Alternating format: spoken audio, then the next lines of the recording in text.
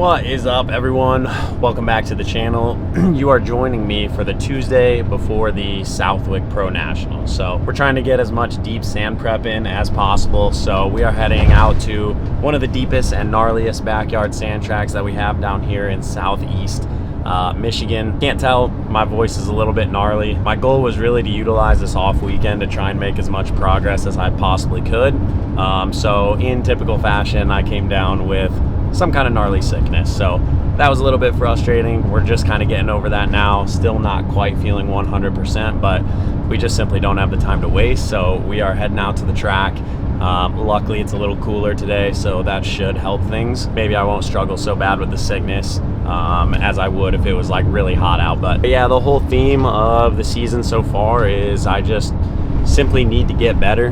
The first 4 rounds didn't go terribly, I wouldn't say, but I'm also not insanely stoked with how they went. The SMX Championship has really brought out a ton of fast 2-digit guys who in the past normally kind of just do Supercross, but you know, this year with the SMX combining Supercross and motocross points, they're finding themselves having to do outdoors in order to kind of solidify their spot in the SMX Championship.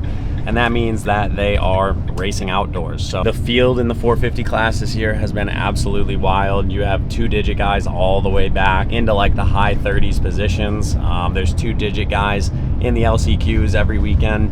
And I mean, it's really cool. Good to see the sport is super healthy at a professional level, but that does mean that it is insanely difficult just to qualify and get in the show. And in years past, you know, if I'm riding 90% of what I'm capable of, that normally means I'm in the motos pretty comfortably, and then I can, you know, race my way into a better position. But this year with all those extra fast guys, my 100% is barely good enough just to make it and be, you know, in 33rd to 35th. So races like Fox Raceway and High Point, when I'm just a couple percent off my absolute best, that means I'm watching the motos from the sideline, and I hate watching the motos from the sideline. But you guys know me, I'm up for the challenge. I'm definitely not gonna sit around and just feel bad for myself and accept my current level. I'm really trying to make the most of these days. Normally when I'm at the practice track, the focus is just on, you know, long motos, getting fitter.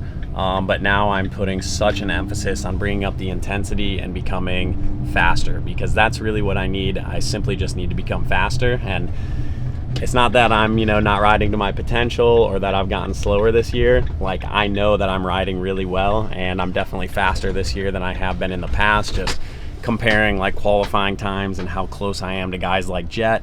I mean, Thunder Valley, I was 6 seconds off of Jet, and that qualified me 35th. And then another reference point, at Thunder Valley, I didn't get lapped until like 3 minutes to go, and I was in 33rd. 2 years ago at Redbud, when I went 2020, scored points both motos, they lapped me around like the 5-minute mark, and I was, you know, in a points paying position. This year, don't get lapped until 3 minutes to go, and I'm in 33rd. So that just goes to show how crazy the field is. And yeah, at the end of the day, I just need to find some speed. So that's what I'm gonna be working on today. We're going to the sand track. The sand really suits me. These next 3 rounds are normally like my bread and butter. We've got Southwick, Redbud, and Millville. Those are the 3 sandiest rounds on the circuit. The first 4 went okay, but they're definitely more clay based than they are sandy. So I kind of know that the first couple are warm-ups to get me in the groove when we get back onto those typical loamy, sandy East Coast tracks. So we're gonna get our sand legs back under us today, and we're gonna focus on really just going fast and letting it all hang out, man. We're gonna meet a couple pro friends at the sand pit today, and we're gonna freaking send it, ladies and gentlemen. Hopefully I can get a buddy to film some third person. If not, you know, I'll have the DJI attached to my helmet, and we'll be blasting some corners today. So hope you guys enjoy. So the new ones are coming with a little bit different configuration, which is kind of nice. It's kind of cool how they're About you, Brock? You leave a little dirt under your pillow for the dirt man. Thanks for filming, Zachary. Appreciate it, sir. Keeping the vlog alive. Need to learn a little bit about this stuff. And then it's just this big button, start and stop. Record, zoom, smile, Brock. Full privateer mode here. We do it all, baby. Doing his own bike work.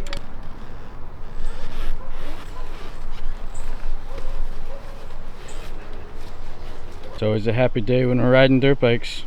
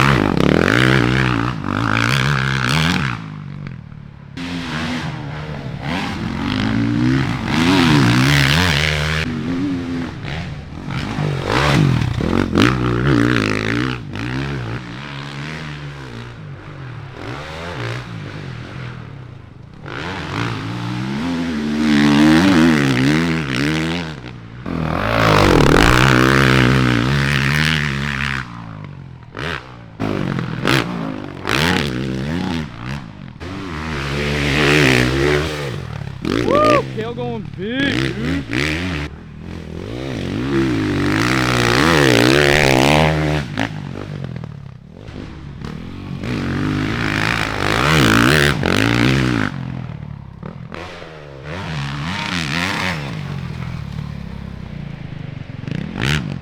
Oh! Hey, but you know what? At least he's still out here riding. Look at him right back on his feet.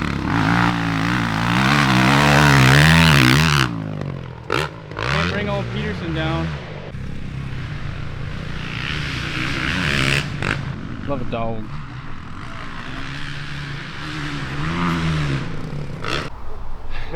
We don't get that too often. Pulling me pretty good.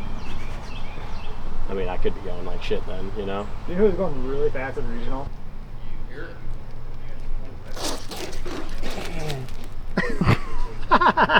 That's the aggression I need to bring on the track.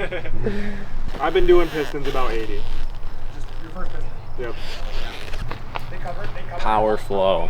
Privateer status. It ain't much. They teach you to wear those gloves in med school? How have I never seen this? It's pretty recent.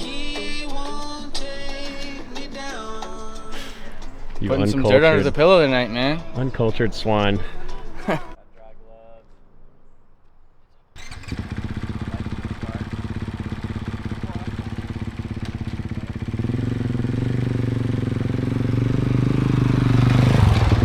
Alright, I've been giving this guy a lot of crap today.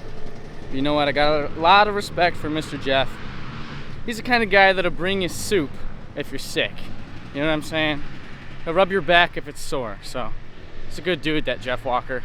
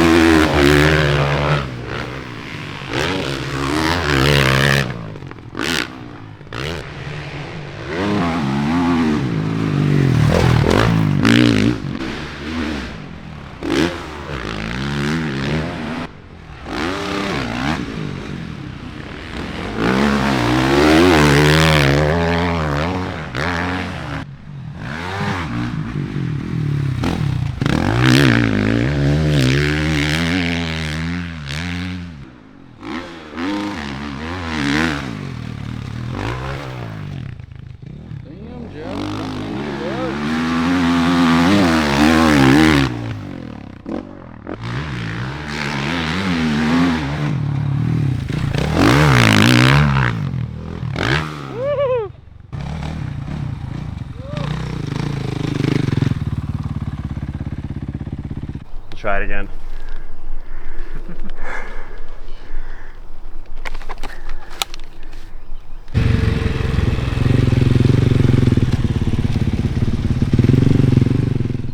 Thank you, sir. Appreciate it. Very welcome, sir. All right, and that is a wrap on the day. You cannot beat a good, gnarly sand day with the boys. Kale was like my riding training partner all spring. And then I went to California and he headed north into Canada for the last like 4 weeks. So haven't seen Kale for a while. We went from seeing each other like 3 days a week to 4 months of just not seeing each other. So fun getting to ride with Kale again. Of course, always a great time seeing Brock as well. He'll be heading down to Loretta's to do the 30 plus thing again.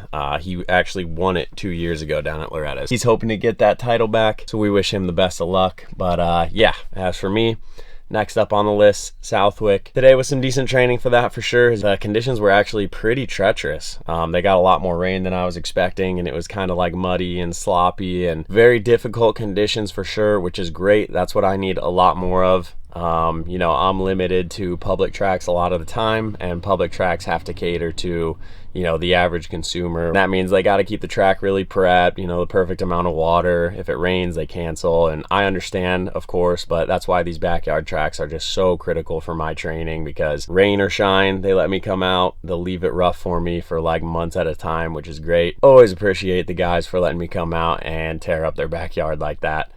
Definitely helps me out big time. So got a couple more days to let this sickness fully work its way out of the system. We should be rocking and rolling. Next up, you'll see some onboard footage from Southwick. So hopefully you enjoy, and hopefully we have ourselves a good weekend. So thank you guys for watching. We'll catch you in the next one. Later.